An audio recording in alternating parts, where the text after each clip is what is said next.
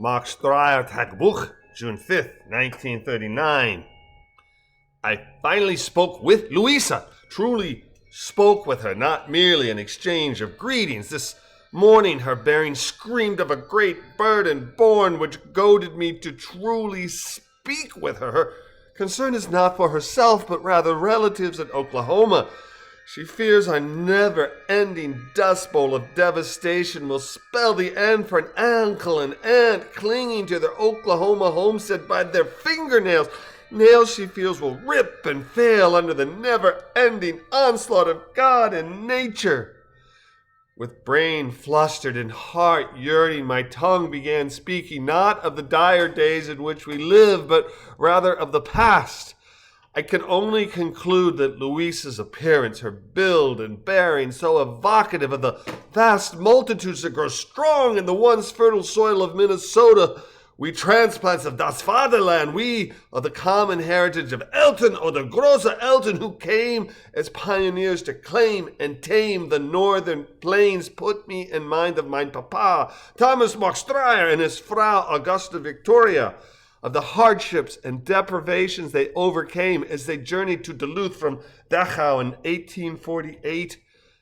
I did not correct her. She called me BB, my clown name, rather than Robert. I rhapsodized to Louisa tales of my father and his Frau escaping from the Bavarian and German tinderboxes ripe with revolution before the strike of flint immolated the old world. I told how Papa and Augusta, freshly arrived in America, made their way from New York to Duluth, where they faced and overcame great obstacles. How, as second-wave pioneers, they arrived after Cousin Noah and his wife Ham had removed the larger stones from the fields and provided them with safe as Spartan accommodations. I told a tale of hardship and triumph, and as she left me, Louisa's shoulders were slightly less slumped. Fear in my desire to comfort Louisa, I edited heavily, never mentioning how upon their arrival, Papa and Augusta discovered Noah and Ham lay dead and buried, their homestead sold to pay creditors, and the meager remainder going to the Wainwrights, the neighborly family who had taken in my cousins Ivy and Sari, Noah and Ham's children. I chose to weave an uplifting and hope-filled tale of victory rather than narrate the chronicle of pain and woe that is real life.